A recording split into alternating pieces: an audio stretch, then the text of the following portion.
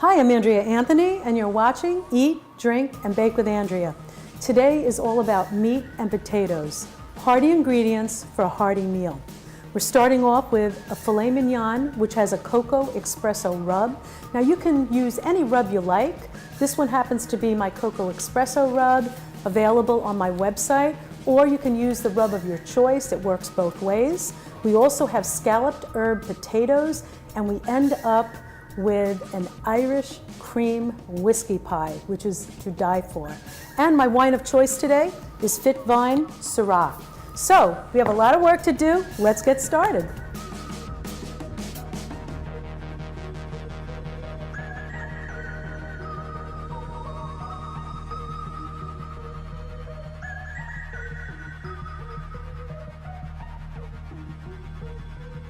Starting with our filet, just a couple of words about this.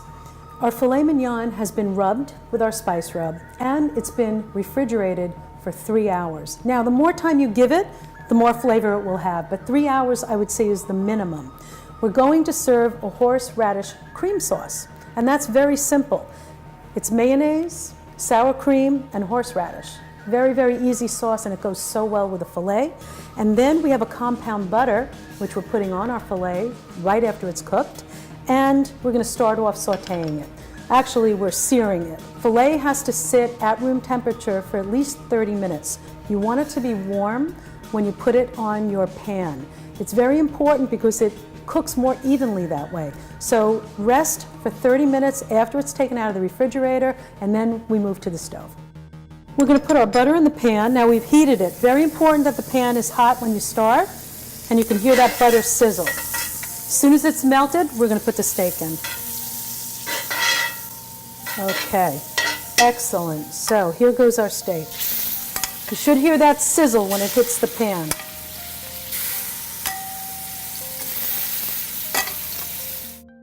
So you want it to be undisturbed for 3 full minutes, then we'll flip it again. So we've been cooking for 3 minutes, time to flip. Now you can see that nice char on that nice sear.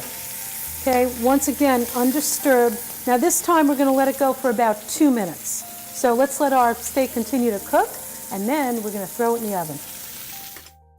Okay, it's been the time now. We kept it around another 2 minutes. Into our oven this goes at 425 degrees. We're going to keep it in there for 5 minutes, and then we're going to pull it out. Very important, though, that you use gloves, because remember, that pan's going to be extremely hot, both going into the oven and coming out. So have your gloves handy, and it will get smoky in your kitchen, so you will need to use your fans and even perhaps open up a window. We'll be back in a few minutes. So while our steak is in the oven, let's get our compound butter ready. You have to have your butter at room temperature, so it's nice and soft, and we're just adding our garlic. We're using salted butter, and you're just going to mix that up. Just combining the garlic in there, which will end up finishing off our steak. And that's really it. Okay, fresh garlic, your butter, and we're good to go. Excellent. Now the horseradish cream sauce. Again, very simple. We're going to put our mayonnaise, sour cream,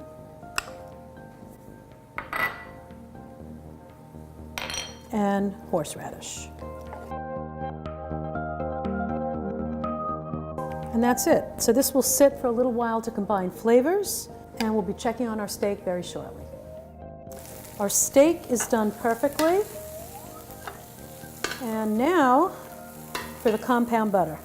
Okay, so we're going to finish it off, and you're going to put some butter on the top.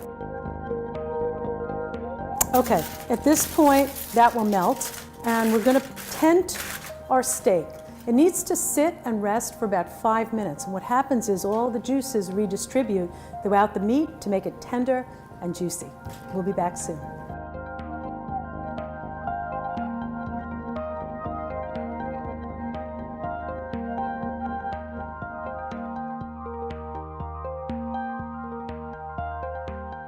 So our next recipe, scalloped potatoes. Now, scalloped potatoes, a layered dish. We're going to layer our scalloped potatoes with some nice onions, a cheese sauce, which is made with Monterey Jack cheese and half. And we're also going to, of course, use our potatoes. So it's a layer of onions, potatoes, and cream sauce. First thing we have to do, though, is get our potatoes ready. These are Yukon Golds. What we're going to do is drop the whole potato in some salted boiling water just to make them tender. So let's go over to the stove.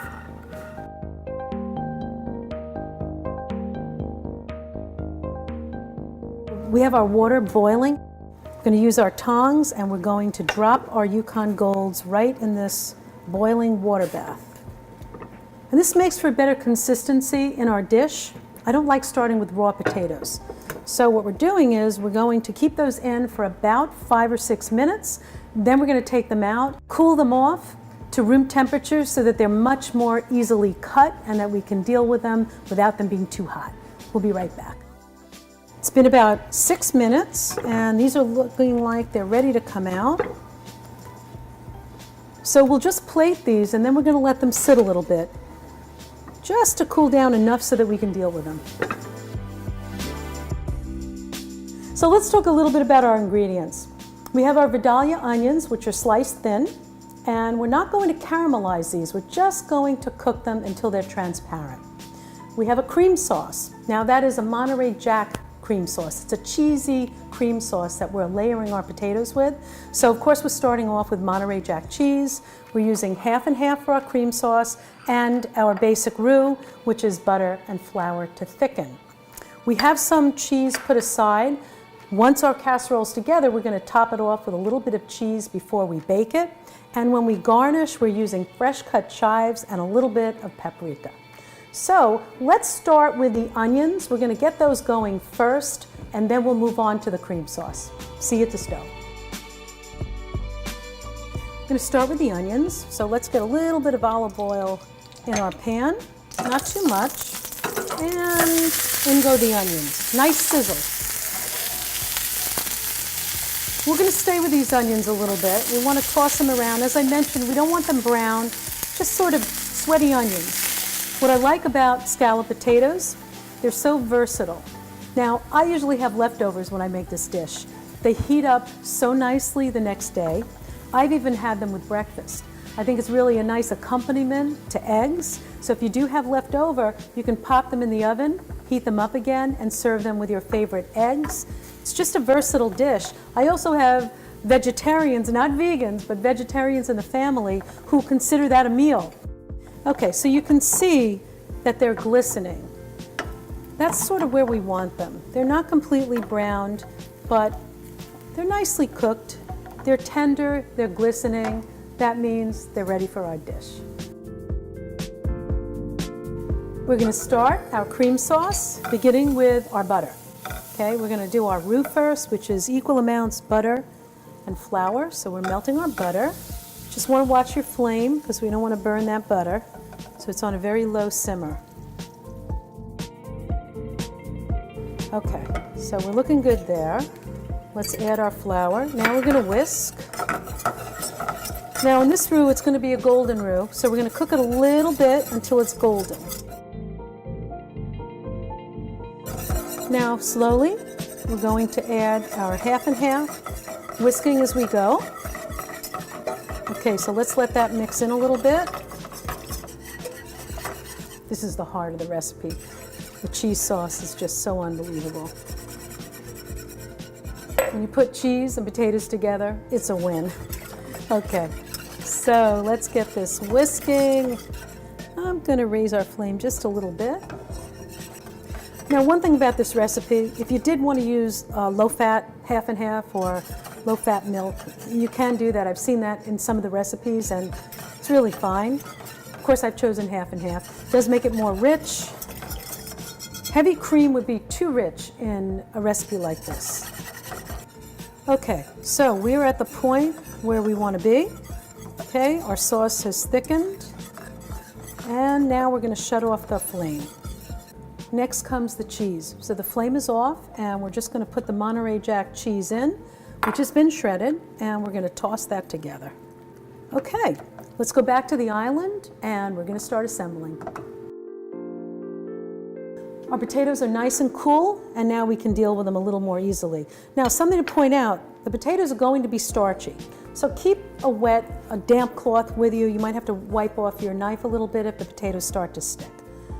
So the kind of slice we're doing is like so. I cut them lengthwise, and you want to keep the slices thin. I'm probably saying about 1/8 of an inch, give or take.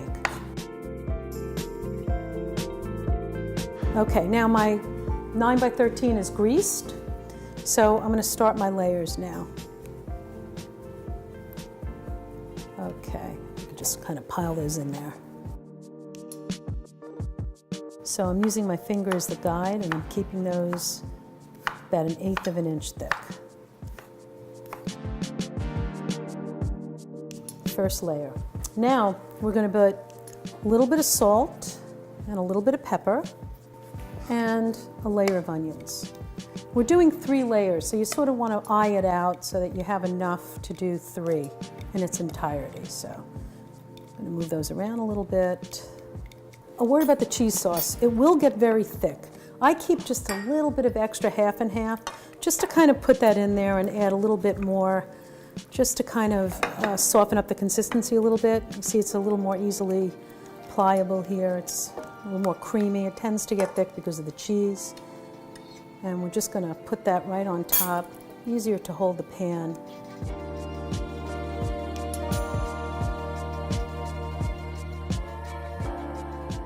Now we're putting another layer of potatoes on. You can see how tender they are. It just makes for a better consistency. Once they go in the oven, it's just a matter of heating all the ingredients together and letting it bubble. So there's no chance of the potatoes not being cooked enough because we've par-cooked them, which is what I like about doing that. Okay, here comes our next layer of onions. And you want to remember the salt and pepper. Salt and pepper are really important with this dish. There's a lot of potatoes, so you really do need to add extra salt and pepper. And the pepper is also a great component to the dish as well.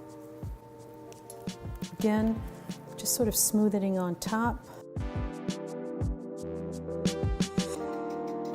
And our last layer. Okay, so if you get to the end and you find out that you have a few extras, no problem. Just push them right in there, fill up those little gaps. And now the last bit of our onions.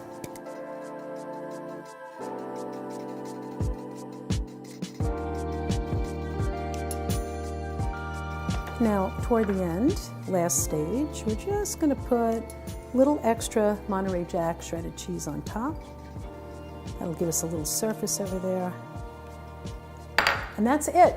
So our oven has been preheating at 350 degrees. We're going to throw these in for about 30 minutes until they're nice and bubbly and everything's melted. Be right back.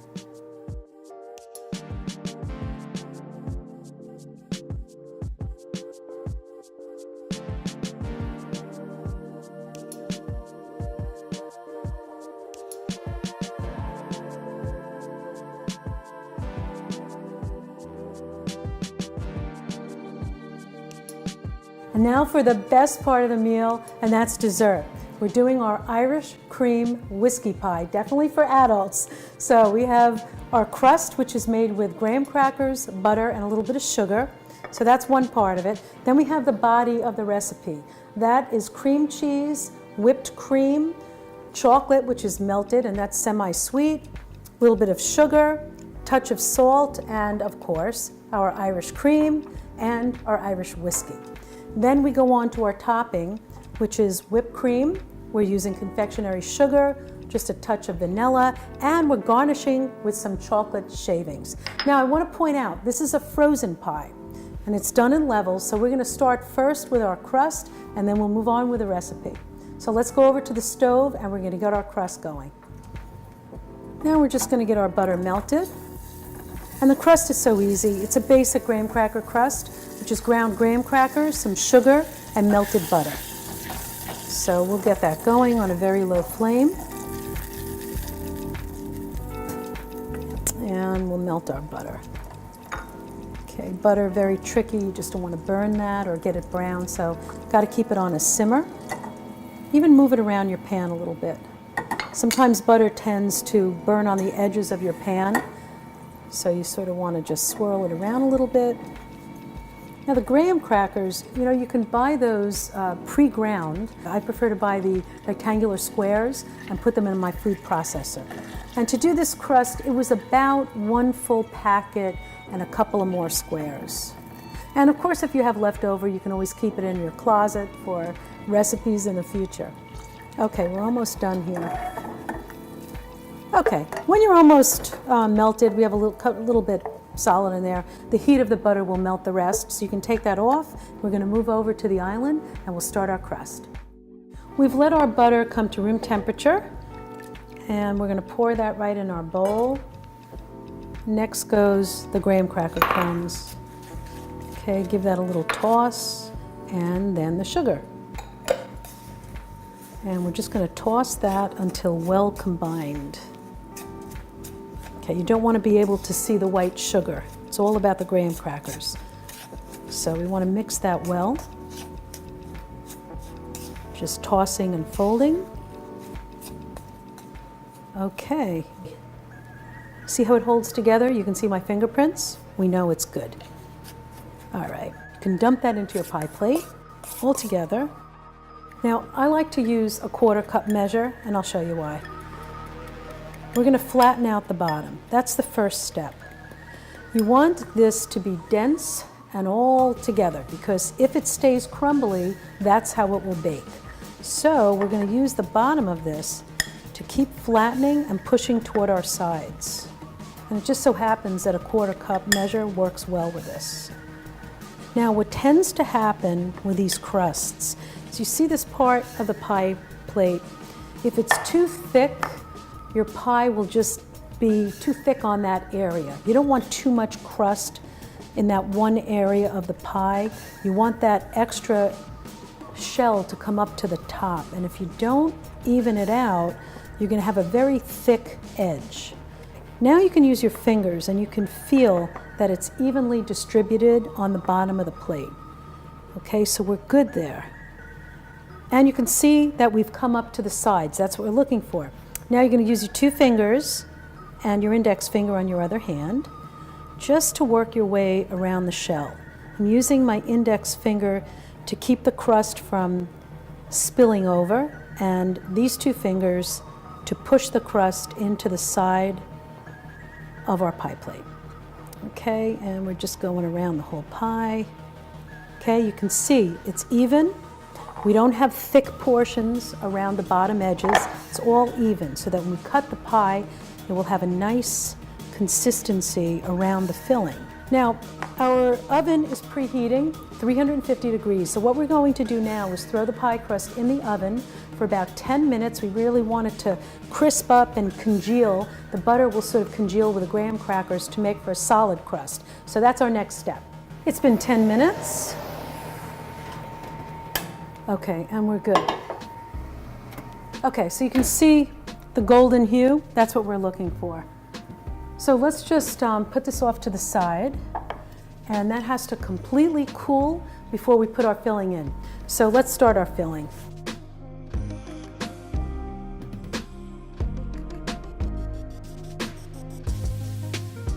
So there's 2 components to the body of the pie. The first is we're going to whip the cream, and then next we're going to melt our chocolate. So let's start with our whipped cream. Okay. Now again, this is part of the body of the recipe, so there's no sugar added or anything else like that. Just basically whipping the cream. Always a good idea to have your bowl, your mixing attachments, and the cream as cold as you can get it. I find that if I'm going to serve this dessert, I like to do it a day in advance, because as I said, it's a frozen pie. So doing it a day in advance means you can have it in the freezer and then you take it out shortly before you're ready to serve the pie. So if you have some time and you plan it out, nice to do it the day before. If not, try to do it in the morning. Now when you see the cream starting to thicken, we're going to stop it once and scrape the sides of the bowl, because of course that cream from the whisk will tend to pool on the side. So you want to get that mixed evenly. And we'll get that going once again.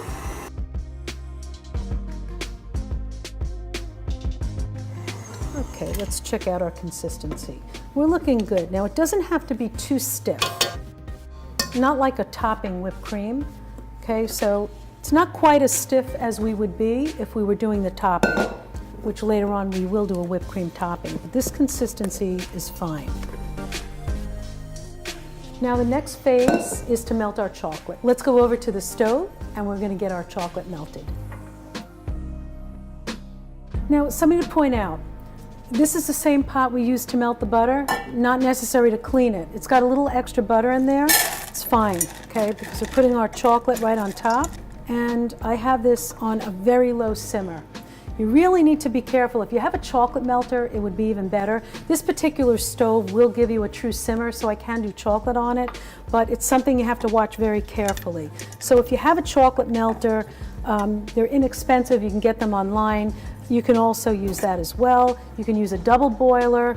I'm trying to move it along a little quickly, so I'm sticking with it, and I'm going to make sure we don't burn it. We're going to mix that as it goes, and you can see it's already melting. Doesn't really take long to do this. There's not much in here. Okay, now you see there's just a couple of chips or morsels, and by the way, that's semi-sweet. We're good. Even if you see a couple of morsels, the heat from the pan will continue to melt the chocolate. All right, so we're good. It's nice and smooth. Let's go back to the island and we'll continue with our recipe. Next step is cream cheese. We're going to go on to that, and I will point out that we have our whipped cream, which is still in the bowl. So we're going to just add our cream cheese, and that has been brought to room temperature, so it's easy to sort of whisk in there. So let's begin with just combining our whipped cream and our cream cheese. I'm going to increase that speed just a little bit. Okay. Next, I'm adding sugar, a little bit of salt, and let's add our melted chocolate. Now we've waited just a little bit so the chocolate is room temperature. You want to put hot chocolate in with our cool ingredients. And you can use a hand mixer for this as well. So if you don't have an upright, hand mixer works just fine. The only thing is try to use a really deep bowl, because whipped cream or cream before it becomes whipped will tend to splash up at you. So the deepest bowl you can use is good. And again, you can save the same bowl for the rest of the pie ingredients. That's why we do the whipped cream first. Okay, so all of our ingredients are in, except that, but we're not ready yet. We're going to start combining. Okay, the goal is to get everything nice and smoothly mixed. Okay, now let's just give this a bowl scrape. Okay, to evenly combine. And remember, in these deep bowls, product tends to pool at the very bottom, so you want to make sure that you get your spatula in there, or your ingredients won't mix properly. Okay.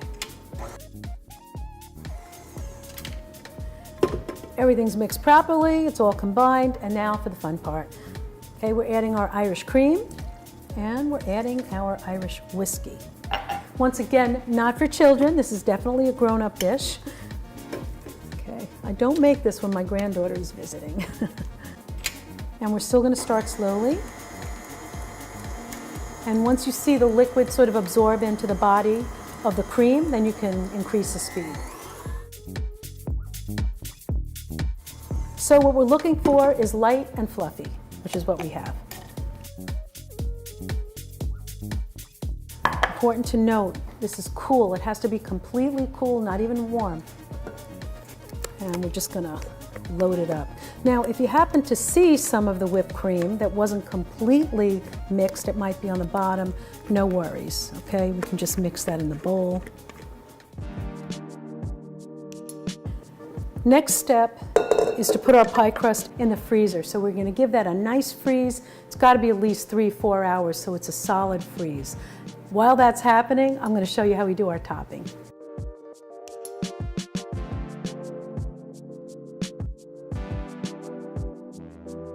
So now, time for the whipped cream.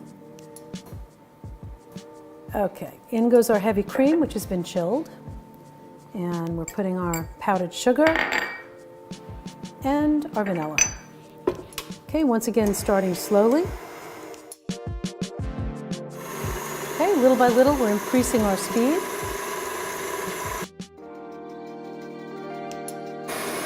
Now this we're going to whip just a little more stiff now because this is the topping of the pie. So we want those stiff peaks. And we're looking good. That's what you're looking for. Okay, when you see that, we know it's time. So what we're looking at now is we have our pie, which has been frozen, in a hot water bath. That will help to release the bottom crust, because when that crust freezes, the butter congeals and it makes it very hard. So to make it a little bit easier to cut, the water bath helps. Also, have some hot water with your knife.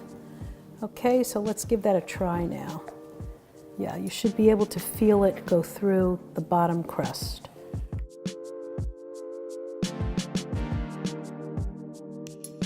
Making a nice clean edge. And you can also go around the side. Okay, I can see it starting to lift up, so we're looking good.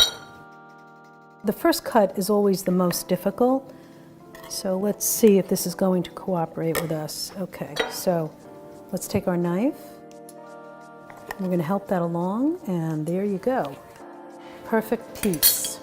Now the whipped cream goes on top.